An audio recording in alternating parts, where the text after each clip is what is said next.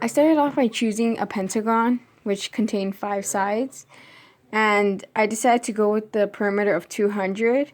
And since the pentagon has 5 sides, I divided that by 200. I divided 200 by 5, and that went equaled 40. So then I labeled each side 40. And then since this is basically a circle, I divided 360 by 5, and I got 72 degrees, which I labeled one of the triangles as. I pulled out that triangle and labeled it 72 degrees on top. And since we wanted to make a right angle, I basically like dropped the rod from the top to the bottom, basically cut it in half.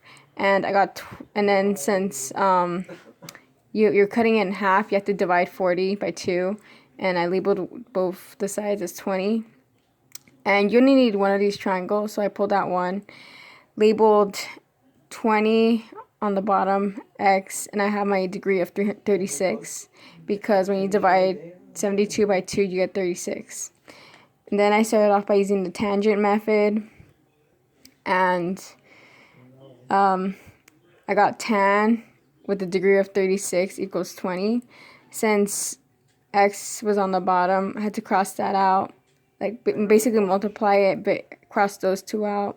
And then I multiply it to the tangent side. And then I move on, go to tan with degree of 30 times X equals 20.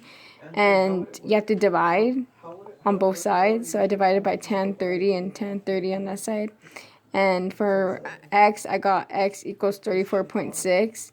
It would be 35, but since I didn't round, I got 34.6. And to get the area, I did 34.6 times 40. And then I got divided by 2, but I did that in the next step. I got 1,384. And then I divided it by 2 and got 692. And since I have to multiply it by the amount of sides I had, I multiplied it by 5. And then I got the area of 3,460. And that is the answer.